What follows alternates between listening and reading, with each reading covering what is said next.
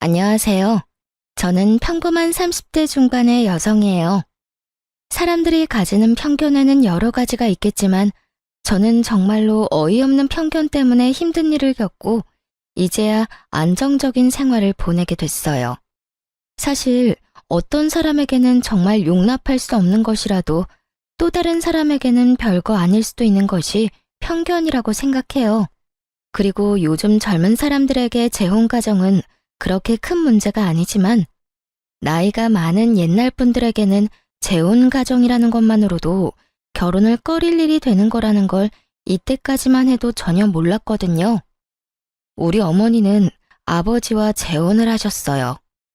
옛날 분들은 쉬쉬하는 일이긴 했지만 저희 가족은 정말 너무너무 사이가 좋았죠. 재혼 가정이었지만 저는 아버지와 어머니의 딸이었고요. 어머니가 전 남편과의 사이에서 아이 없이 이혼을 하셨기 때문에 말 안 하면 그냥 온전한 가족일 뿐이었어요.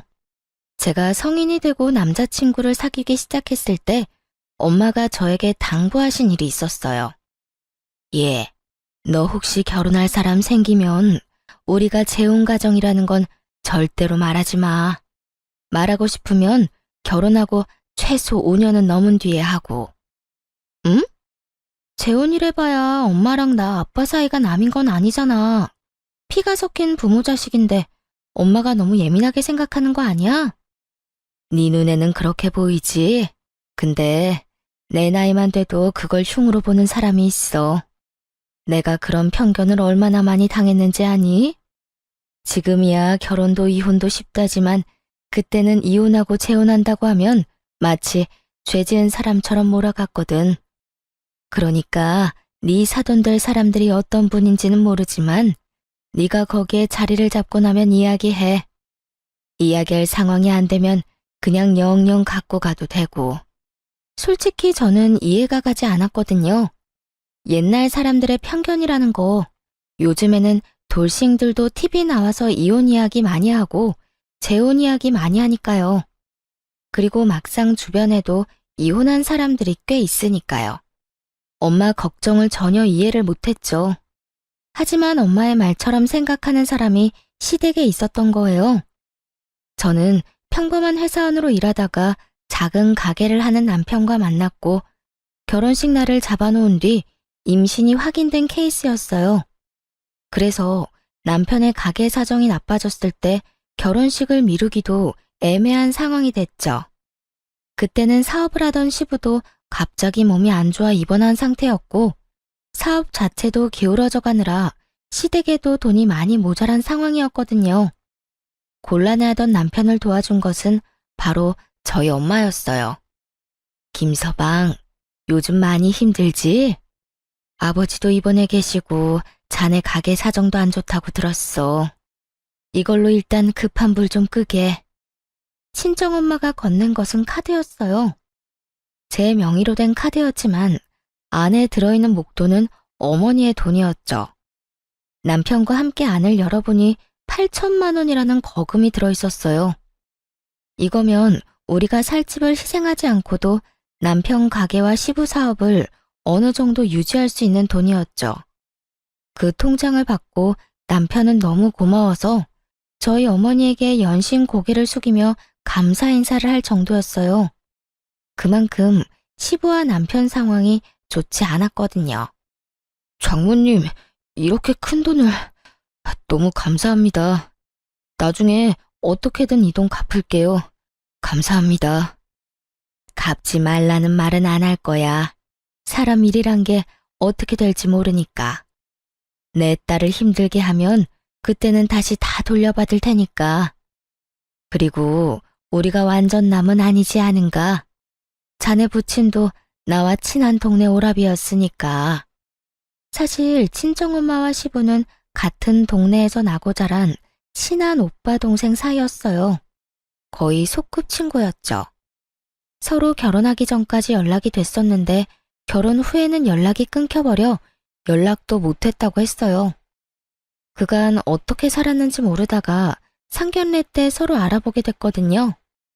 그때 정말 다들 어안이 벙벙한데 두 사람은 너무 즐거워하면서 이야기하시고 그런 어수선한 분위기는 처음이었던 것 같아요. 하지만 그 인연 덕분에 결혼이 더 수월했던 것도 있었죠. 그리고 그 인연 때문에 친정엄마가 남편과 시부를 위해 돈을 마련해 준 것이기도 하고요. 감사합니다.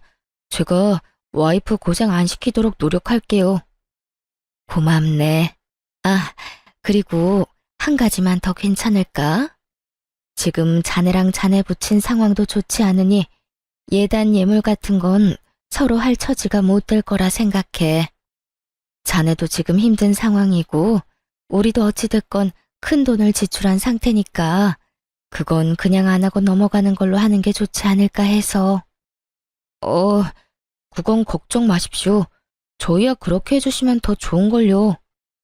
남편은 그간의 마음고생이 다 풀렸는지 확연히 좋아하는 얼굴로 저를 보며 싱글벙글 웃었어요. 얼마 전까지 돈 때문에 고생하던 사람이었으니 가뭄에 단비가 온 듯 좋았을 거예요. 그러면서 제 손을 꼭 쥐어주는 것을 보니 결혼도 크게 걱정 없을 것 같았죠. 남편과 함께 시부 병실에 가서 상황을 이야기해드렸어요. 저희 친정어머니가 도와준다는 말을 하자 시부가 어찌나 좋아하시던지. 아이고, 우리야 너무 고맙지. 고향 동생이 사돈이 되니 이런 덕도 보는구나. 예단 예물은 우리도 힘든 상황이었으니 서로 없는 걸로 하는 게 맞는 것 같고, 내가 그래도 며느리 복이 있네. 이렇게 복덩이 같은 며느리가 떡하니 들어오고 말이야. 우리가 노력해서 너한테 다 갚아주마. 다 아버님이 쌓은 덕이죠.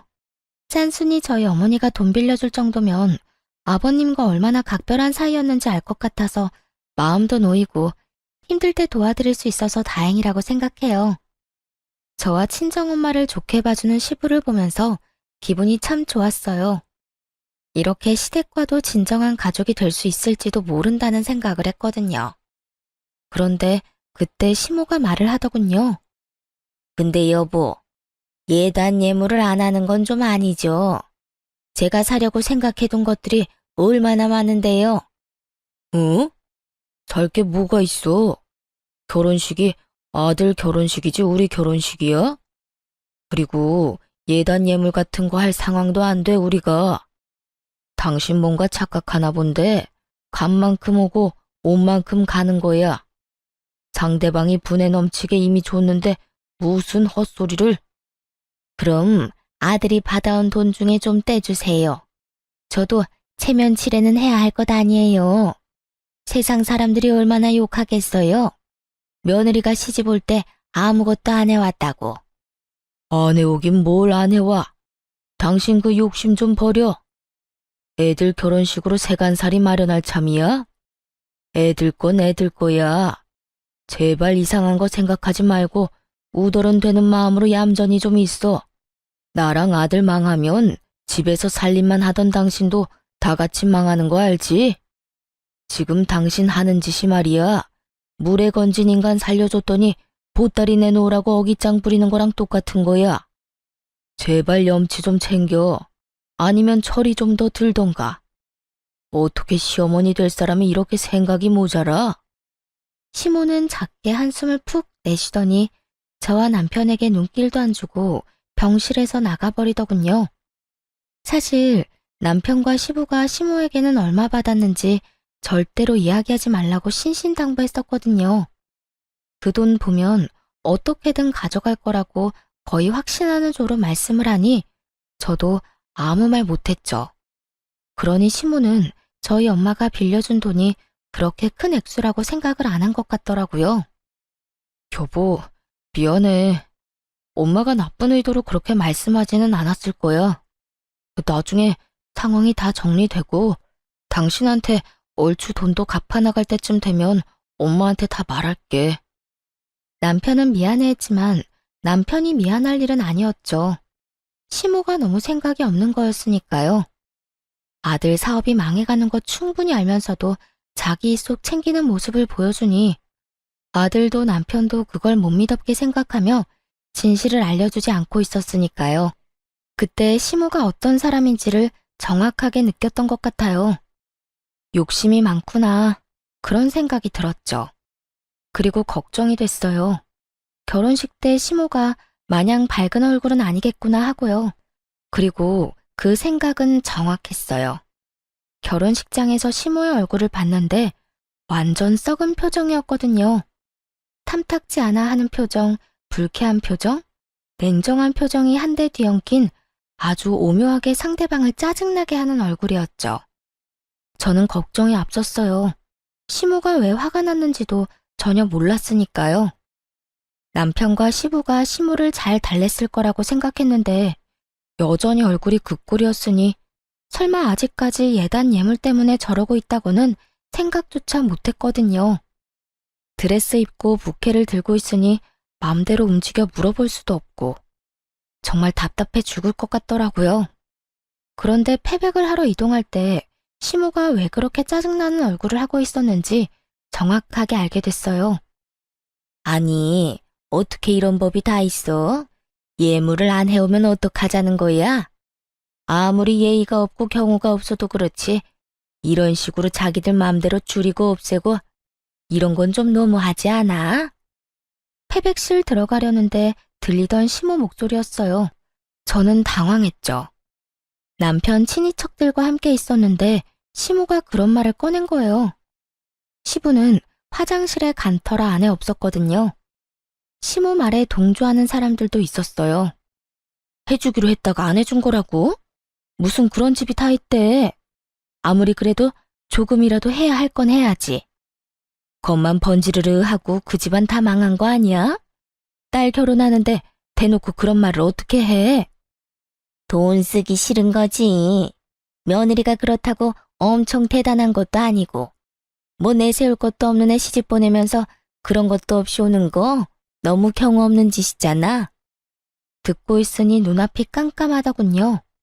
저희 부모님이 없길 바라며 안을 슬쩍 살폈는데 저희 부모님이 반대편 통로에 계시더라고요. 친정엄마 표정이 무척 안 좋았어요. 그 기분이 어떨지 짐작도 안 갔죠. 항상 긍정적인 어머니 표정이 완전 망가져 있었으니까요. 게다가 시모 이야기에 동조한 다른 사람들이 함께 흉보기 시작하면서 어머니는 들어오지도 나가지도 못하고 있었어요. 제가 어떻게든 해보려 했는데 시부가 뒤에서 나타났어요. 아가, 안 들어가고 여기서 뭐 하고 있어? 시부가 저를 챙기고 뒤이어 남편도 나타났죠. 두 사람 다 화장실을 다녀와서 늦었죠. 그런데 시부가 들어서는 순간에도 시모는 저희 친정 욕을 계속하고 있었어요. 오히려 저 들으란 듯 더 크게 말하더라고요. 내가 아들 앞길 막아버린 건 아닌가 싶어서 걱정이에요. 결혼식부터 자기 마음대로 모든 걸 결정하는 사람들이잖아요. 결혼하면 얼마나 심하겠어요? 별것 없는 딸도 귀한 딸이라고 싸고 돌 테니까요. 당신 지금 무슨 소리 하는 거야? 결국 시모 이야기를 듣던 시부가 깜짝 놀라 시모에게 소리쳤어요. 지금 친척들 앞에서 무슨 헛소리 지어 만드는 거냐고. 자식 도와준 사돈이 얼마나 고마운데 당신 하는 짓이 원수를 은혜로 갚는 거랑 뭐가 달라. 막말로 예단 예물을 했었어 봐. 우리가 감당이나 했겠소? 지금이야 퇴원해서 몸 상태 괜찮고 사업도 차츰 돌아오고 있지만 그때 사돈이 안 도와줬으면 재기 못했을 수도 있다고. 어떻게 돼먹은 사람이야 당신? 은인들 앞에 두고 그런 말을 어떻게 하냐고. 꼴랑 조금 도와준 거 가지고 이러지 말아요. 그리고 하기로 한 건 했어야지. 그걸로 얼마나 할 일이 많았는지 알아요? 제가 사야 할 것들 다 못 샀는데 그럼 가만히 있어야 하냐고요. 그리고 우리 집에 시집 오면 당연히 도와줘야 하는 거지 뭘 그렇게 생색을 내면서 도와줘요? 정말 떼쓰는 아이처럼 말하더라고요. 상황을 볼 줄 모르는 건지 주변을 전혀 신경 쓰지 않더라고요. 시모와 함께 욕한 사람들이 처가에서 이미 금전적인 도움을 줬다는 말에 자신들이 했던 말을 주워 담지도 못하고 아이고 이걸 어째 하며 발만 동동 구르고 있었는데도요. 그리고 시모의 그 철없는 말에 저희 친정 부모님보다 얼굴이 더 일그러진 사람이 바로 시부였어요. 도움을 준 사람이 바로 앞에 있는데 자기 마누라가 저런 소리를 찍찍해대니 당연히 환장하고 펄쩍 뛰었어요. 뚫린 입이라고 말 함부로 하는 거 아니야. 도대체가 당신은 나이를 어디로 먹은 거야? 그리고 내가 말했지. 당신 그 욕심 때문에 언젠가 큰 코 다친다고. 제발 욕심 좀 버려. 당신 때문에 나도 창피해. 손님들 앞에서 이게 무슨 추태냐고. 결국 남편이 수습하러 나섰어요. 아버지, 진정하세요. 그리고 어머니, 저희 까딱 잘못했으면 결혼식 연기해야 했을 수도 있어요. 어머니가 집에서 살림만 하시느라 아버지랑 제 사정을 모르셨을 수도 있는데 진짜로 위험한 상황이었다고요. 뱃속의 아이 때문에 장인어른 장모님이 저희 상황 많이 살펴봐 주신 거고요. 돈 빌려 가는데 예단님을 하자고 하면 처가에 돈 빌려서 결혼하는 거랑 뭐가 달라요? 그러니까 제발 더 이상 저 부끄럽지 않게 해주세요. 지금도 이렇게 친인척분들 모인 곳에서 큰 소리로 남편 말에 시모가 꽥 소리를 지르더군요. 너도 내가 잘못했다고 생각해? 내가 뭘 잘못했는데? 며느리 보면서 덕 좀 보겠다는 게 그렇게 큰일이야? 덕만 봤어요? 망해가는 가게 살려준 은인인데 어머니한테 직접적으로 돈 주는 거 없다고 이런 식으로 구는 것 같은데 살면서 제가 해드리면 되잖아요. 그러니까 제발 제 와이프 처가는 건드리지 마세요. 제발 사람 도리만 하면서 삽시다. 네?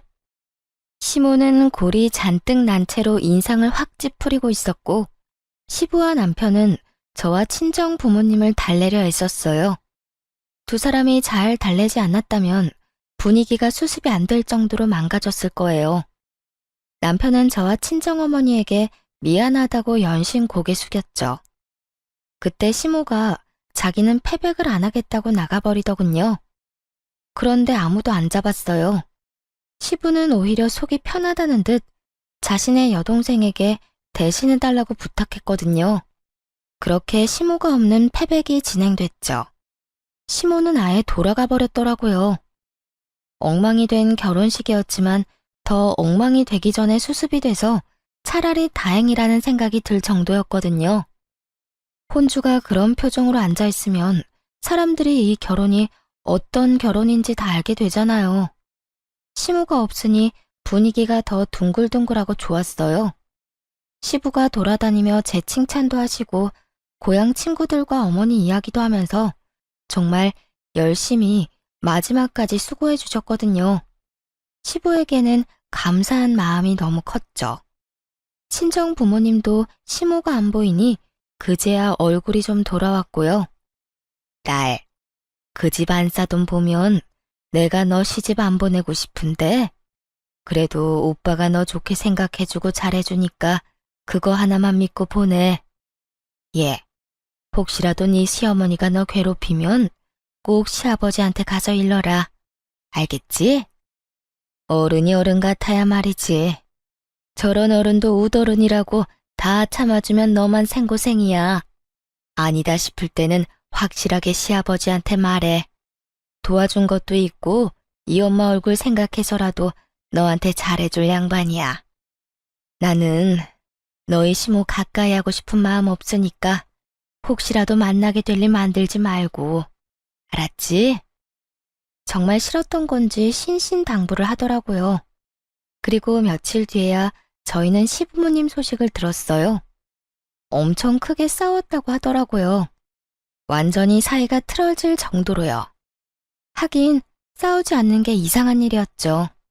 남편은 그 결혼식 이후로 저한테 신경 많이 썼어요. 그런 거 아니더라도 원래 저한테 잘해주던 사람이었는데 더 신경을 많이 쓰더라고요. 스트레스가 아이한테 안 좋은 영향을 미쳤을까봐 걱정하며 발 마사지도 해주고 그래서 시모에 관한 건 좀 털어낼 수 있었어요. 남편이 최대한 시모와 마주치지 않을 수 있도록 해주겠다고 했거든요. 그 말 믿고 안심하고 있었죠. 그런데 남편이 막을 수 있는 것도 한계가 있더라고요. 시부와 남편 사업이 잘 풀리기 시작하면서 집안에 생기는 크고 작은 행사들을 시모와 제가 챙겨야 할 일이 생겼거든요. 그렇게 만날 때마다 남편은 자기 가게로 시모를 불러서 자기 보는 눈앞에서 제가 시모와 만나도록 해줬어요.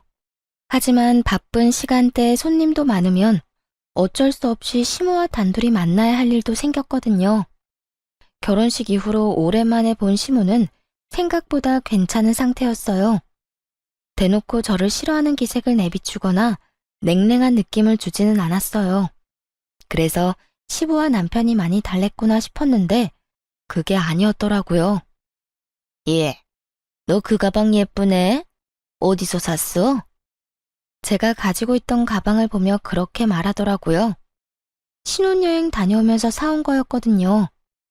고가의 브랜드는 아니지만 애착이 가고 제가 딱 좋아하는 스타일이라 손이 많이 가는 가방이었죠. 아, 이거 신혼여행 갔다 오면서 하나 장만한 거예요. 그래? 그런데 너무 예쁘다. 이거 갖고 싶네. 그냥 놔주면 안 되니? 손에 칼만 안 들었다 뿐이지 이건 거의 날강도나 다름없었죠. 실실 웃으면서 달라고 말하는 시모를 보니 이거 안 되겠다 싶더라고요.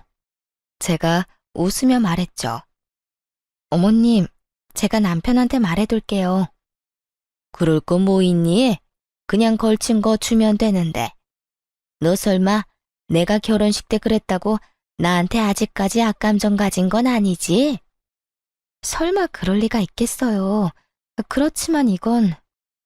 너 우리 집에 시집 올 때 나한테는 아무것도 안 해준 거 알지? 그런 거 생각하면 이 정도는 그냥 줘도 되는 거 아니니? 시모가 아주 단단히 벼르고 있던 모양이었어요. 제가 거절할 것 같은 뉘앙스를 풍기자 바로 그런 식으로 말하더라고요. 저는 일단 알겠다고 이야기하고 시모에게 넘겼어요.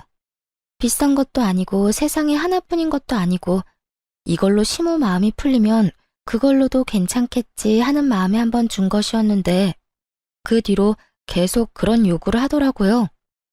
남편에게 말했더니 남편이 바로 시모에게 전화해 말했어요.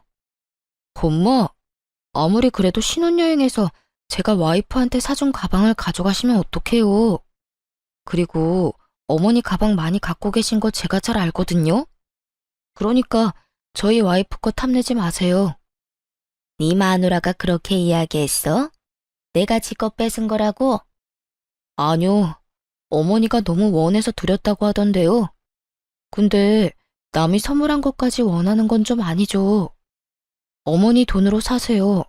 제가 매달 용돈도 보내드리고 아버지한테 받는 돈도 있으시잖아요. 왜 며느리 하고 있는 걸 달라고 해요? 제가 용돈 안 드리면 또 모를까. 돈을 주고 있는데 왜 남한테 뺏어요? 결국 남편은 아예 앞으로도 안 사줄 거라고 절대 그런 일로 우리 부부 괴롭히지 말라고 이야기하고 전화를 끊었어요. 남편의 과격한 말투에 좀 걱정은 됐지만 그래도 앞으로는 그런 일 없겠거니 했는데 그 뒤로는 더 집요하게 남들 모르는 곳에서 제게 요구를 하더라고요. 최대한 시모와 떨어져 있으려 해도 집안 행사에는 어쩔 수 없이 붙어 있어야 하는 일도 많았거든요.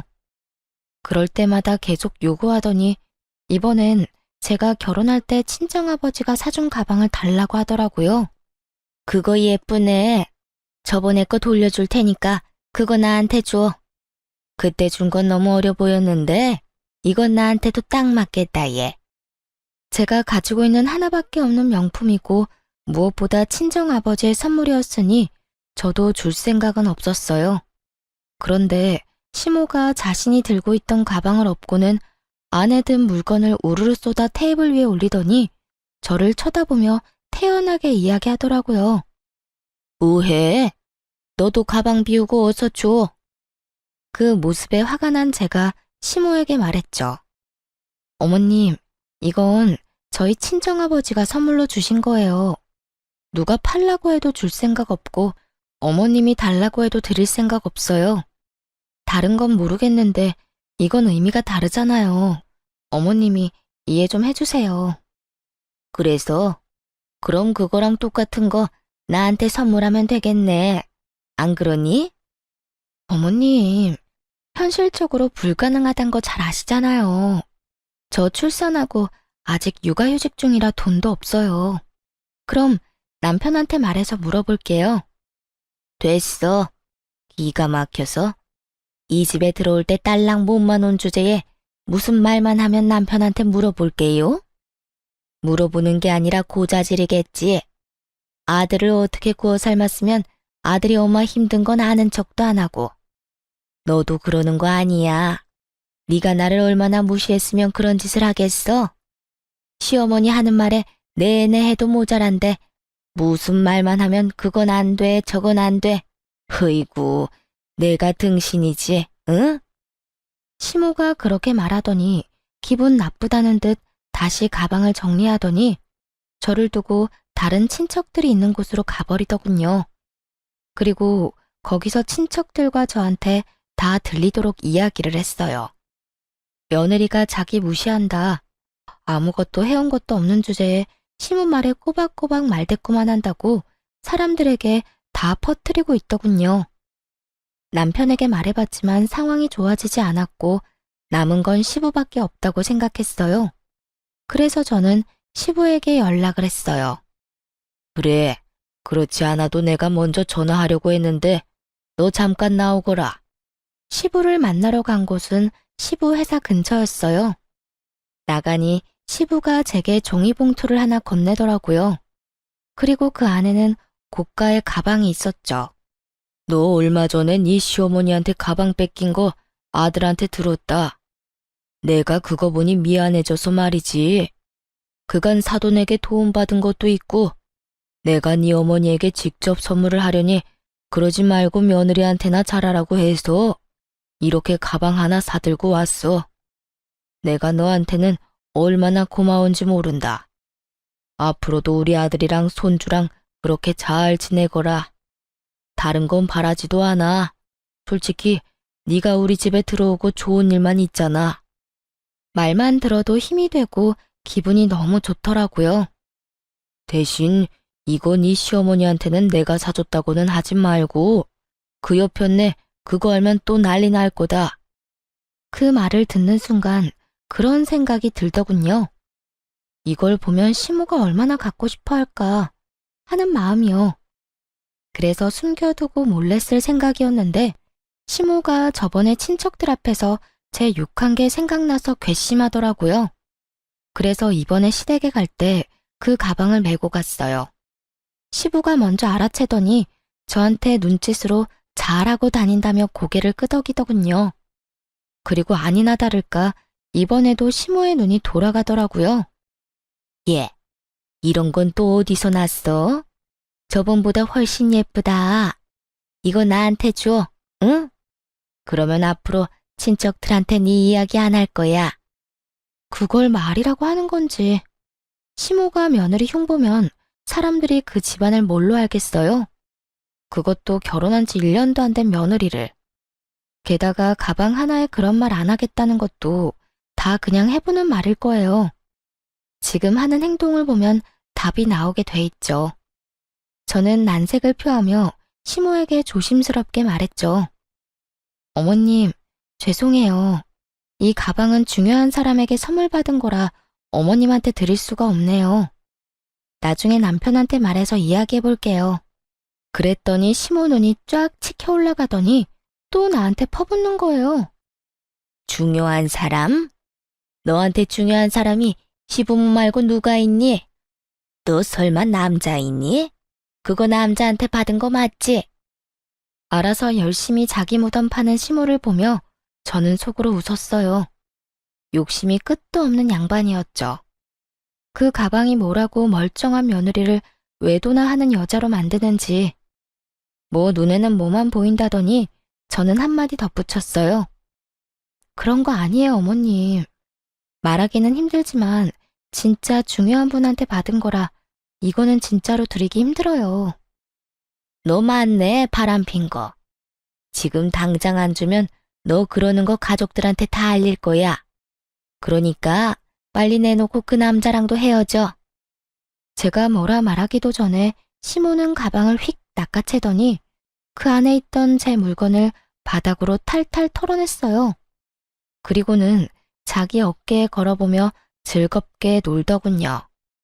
저는 속으로 걸렸구나 싶은 마음에 불쌍하게 주섬주섬 물건들만 주워서 종이 가방에 넣었죠. 더 이상 시모에게 갖다부타 말은 하지 않고 저녁 때 집에 갈 때까지 기다렸어요.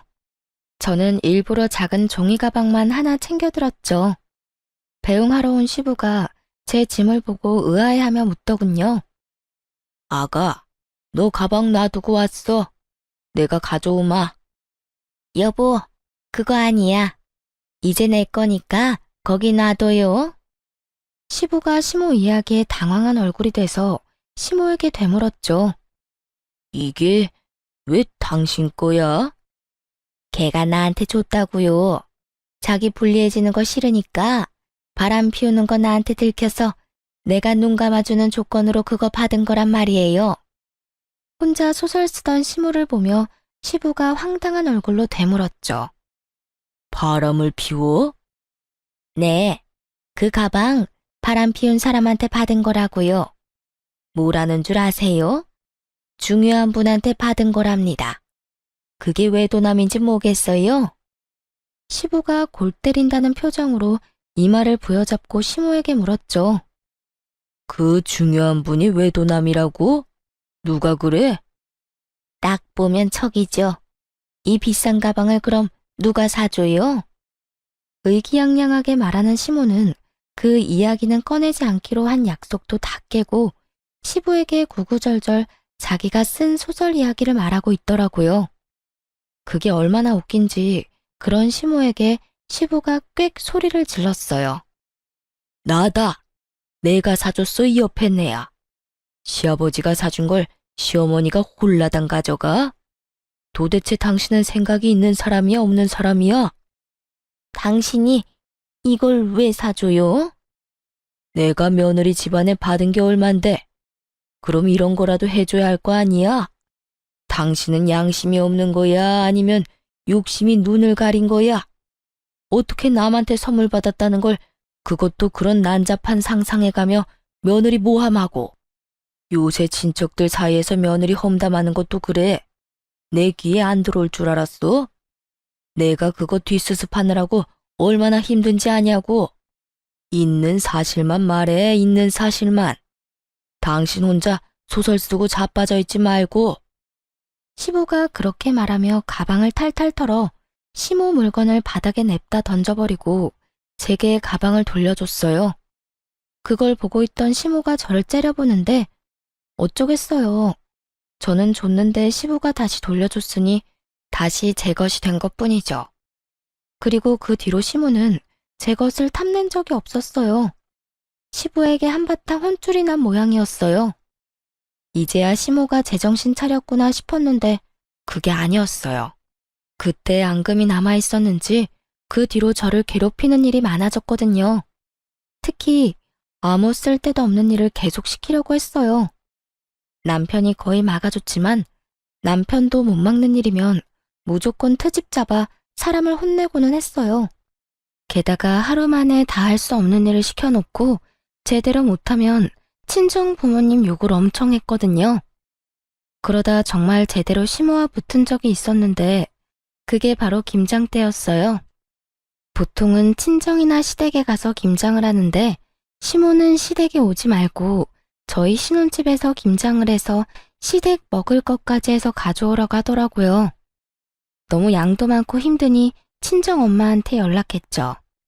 이야기 들은 친정엄마가 흔쾌히 도와주겠다며 왔는데 제가 좋아하는 반찬에 고추장, 간장까지 다 해오셨더라고요. 둘이서 김장하는데 힘들긴 했지만 정말 재미있게 일했거든요. 김장을 다 하고 친정엄마에게 잠깐 쉬고 가라고 했죠. 안방에 들어가 엄마가 쉬는 동안 저는 바깥에 정리하고 있었는데 갑자기 현관문 비밀번호 누르는 소리가 나더니 곧 시모 얼굴이 보였어요. 어머님, 무슨 일로 오셨어요? 제 물음에 답도 않고 시모는 제 얼굴에 다짜고짜 종이를 확 뿌려대더라고요. 날리는 종이를 보며 당황한 표정으로 이게 무슨 종이인가 싶어 주었어요. 그런데 그 사이에 거실로 들어간 시모가 다 만들어 놓은 김장김치 뚜껑을 열더니 거실에 패대기 치는 거예요. 너무 당황한 제가 소리를 질렀죠. 어머님, 이게 무슨 짓이에요? 무슨 짓? 무슨 짓은 너랑 너희 집이 했겠지. 너 이혼 가정인 거 왜 말 안 했어? 말했으면 너 절대로 결혼 안 시켰을 거야. 다 부모 따라가는 법이라고 그 나물에 그 밥이지. 봐라, 네가 중간에서 이간질을 얼마나 했으면 남편도 아들도 다 네 치마폭에 쌓여 헤어나오지를 못해. 너 때문이잖아, 이 도둑년아. 밑도 끝도 없는 이혼 가정 이야기. 저야말로 당황했죠. 이게 이렇게 크게 화낼 일이었나요? 진짜 이해가 안 가더라고요. 어머님, 도대체 무슨 말씀하시는 거예요? 그리고 김치는 왜 이렇게 만들었어요? 너랑 네 어미가 만든 김치를 우리가 왜 먹어? 재수가 없으려니 이런 년이 집에 붙어가지고. 너도 내 자식 버리고 이혼할 가능성 충분해. 네 엄마가 그랬던 것처럼. 내가 다 조사해 봤어. 어쩐지 처음부터 마음에 안 들더라. 자기 마음대로 모든 걸 다 하려고 한 것도 그렇고 매번 남편 시아버지 내세워서 일 처리하려고 하는 것도 그렇고 너 네 엄마한테 그렇게 배웠어? 어른한테 그런 식으로 하라고 배웠냐고? 저희 엄마 욕하지 마세요. 어디 가서 그런 소리 들으실 분 아니에요. 저와 시모가 싸우는 소리가 들리자 안방에서 선잠을 자고 있던 친정엄마가 깜짝 놀라 밖으로 나왔어요.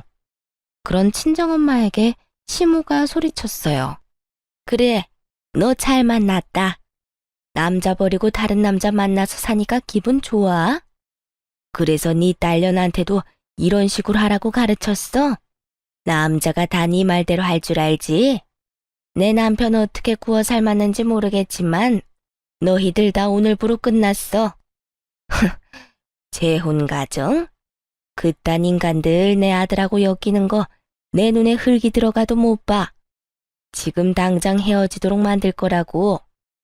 악에 받쳐 소리 지르는 시모를 두고 보다 못한 친정엄마가 시부에게 전화를 걸었어요. 오빠, 빨리 애들 집으로 와. 지금 완전 난리도 아니야. 쉬는 날이었고 시부가 근처에 있었기에 금방 올 수 있었어요. 그리고 엉망진창이 된 집을 보며 시부가 어이없다는 듯 말했어요. 이게 지금 이 난장판이 뭐 때문에 이렇게 된 거야? 오빠 처가 그랬지. 며느리한테 김장 혼자 하라고 시키더니 이것 좀 봐. 김장한 거 다 엎어놔서 쓰지도 못하게 만들고. 내가 우리 애들 먹으라고 만들어준 반찬도 쓰레기통에 다 쳐넣더라. 이게 대체 어떻게 된 일이야? 당신이 진짜 이랬어? 나 아니에요. 저 사람들이 거짓말하는 거지. 어머님, 거짓말하지 마세요. 저희 집에 아기용 홈캠 달아놔서 그 상황 다 찍혔거든요. 제 말에 시모 얼굴이 하얗게 변했어요. 이렇게 큰 사고를 쳐놓고 발뺌으로 넘어가려고 하다니 도대체 생각이 있는 사람인 건지 없는 사람인 건지. 그렇지만 시모는 개의치 않고 시부에게 붙어서 말하더라고요.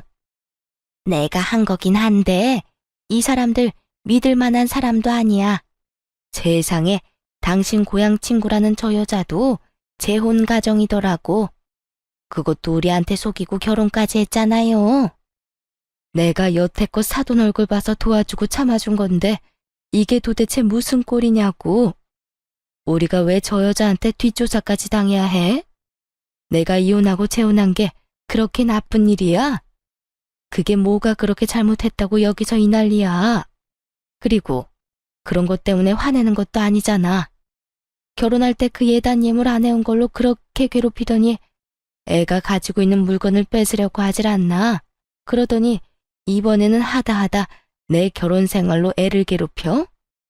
이미 애들 결혼했고 잘 살고 있으면 됐지. 시부는 어지럽혀진 거실 바닥을 물끄러미 바라만 보고 있더니 푹 한숨을 쉬었어요.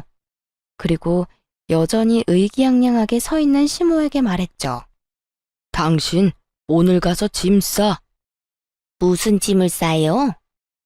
당신이 제일 싫어하는 이혼 해줄 테니까 우리 집에서 나가. 그 얼굴 꼴도 보기 싫으니까 나가라고. 갑작스런 시부의 이혼 선언에 모두들 놀라서 눈만 껌뻑였어요. 그게 무슨 소리예요? 화난 거 알지만 그런 이야기는 장난으로도 하면 안 되죠. 누가 장난이래? 내가 장난치는 걸로 보여? 이 집안이 당신 때문에 하루도 조용할 날이 없어. 내가 당신이랑 결혼하고 나서 매번 했던 말 있지? 제발 욕심 좀 줄이고 살라고. 며느리 들어오더니 더 심해졌잖아. 그럼 며느리를 내보내야지 왜 날 내보내요?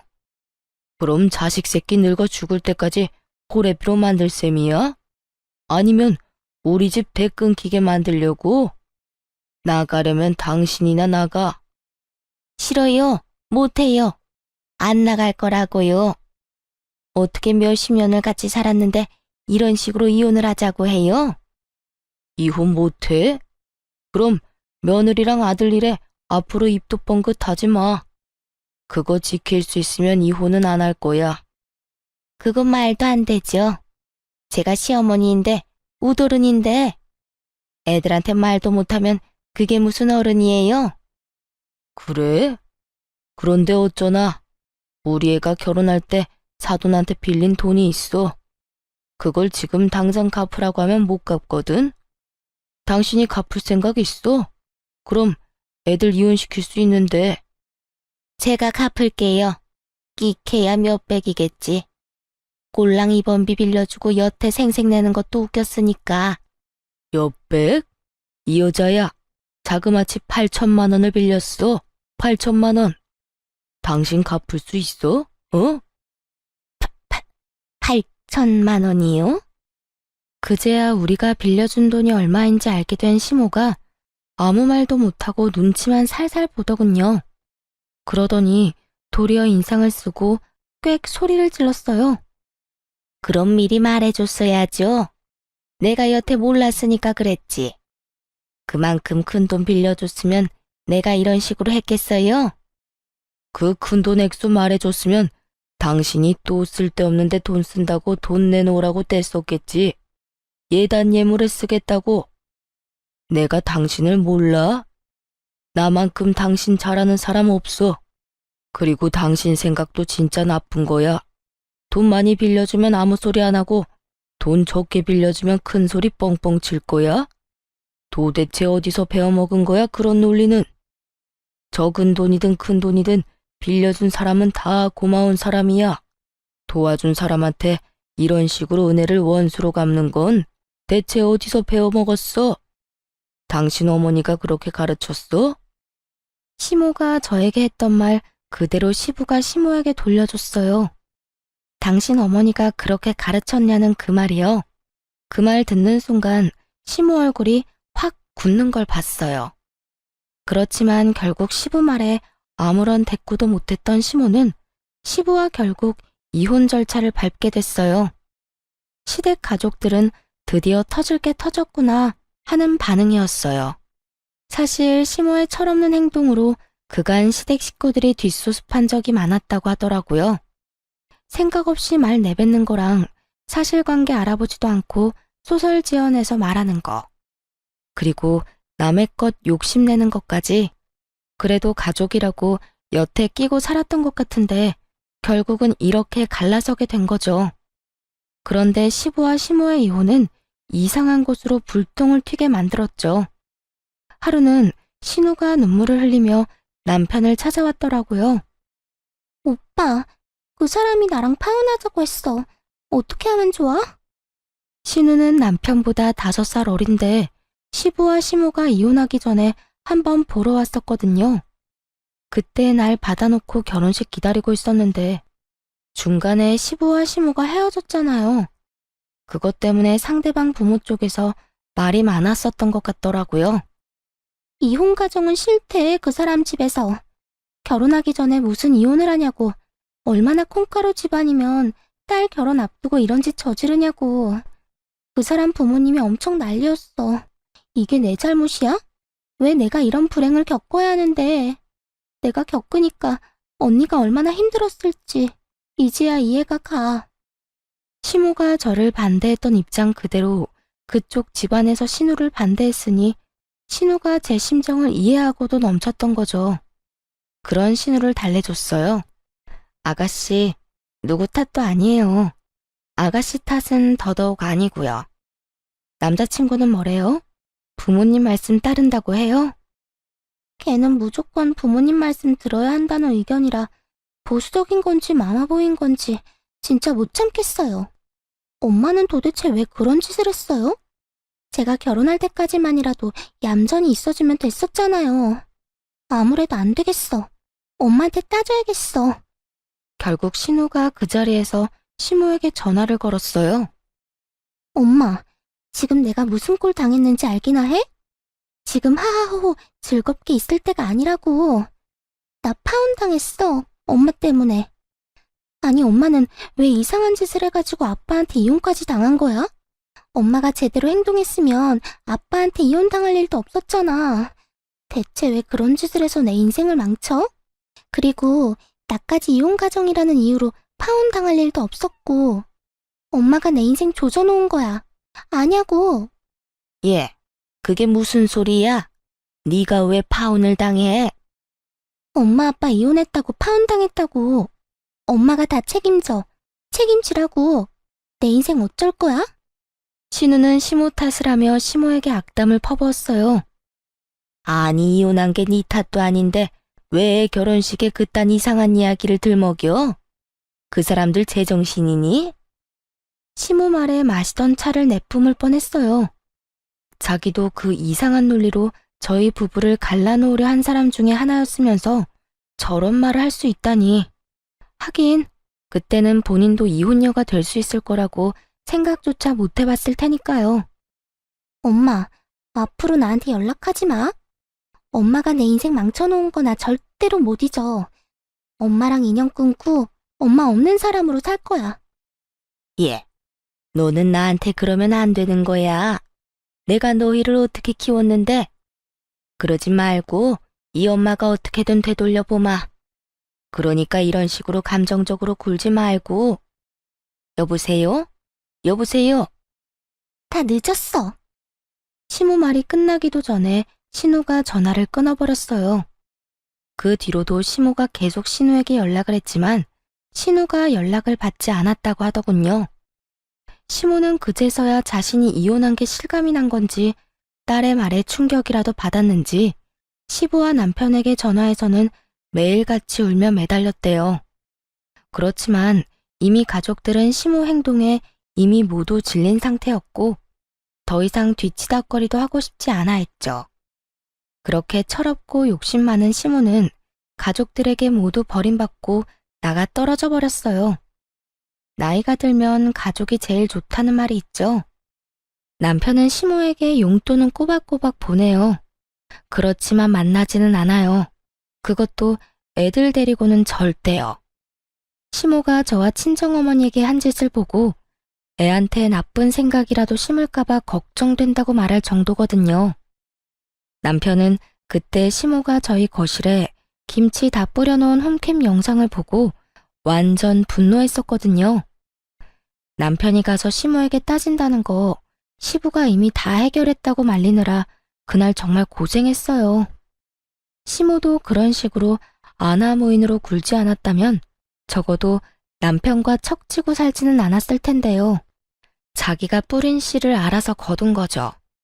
시모도 이제 어르신 소리 들을 나이니 나이 먹으면서 제발 철도 같이 들었으면 좋겠네요. 이제 와서 너무 늦기는 했지만요. 살다 보니 이런 일도 겪고 참 세상 사는 게 제 맘 같지만은 않더군요. 그래도 이제야 어떻게든 정상적인 생활이 되어서 다행이라고 생각해요. 편견을 가진 시모가 결국 본인 스스로 그 편견을 뒤집어 쓰게 될 줄 아무도 몰랐겠죠? 그리고 모든 가족이 자신을 버릴 거라는 생각도 못했을 거고요. 시모를 보면서 생각나는 게 하나 있어요. 반면교사라고 하죠. 저 사람처럼은 절대 되지 말아야겠다. 그 마음이요. 쓰다 보니 글이 길어졌네요. 긴 글 읽어주셔서 감사하고 여러분들은 행복한 시간만 보내셨으면 좋겠어요.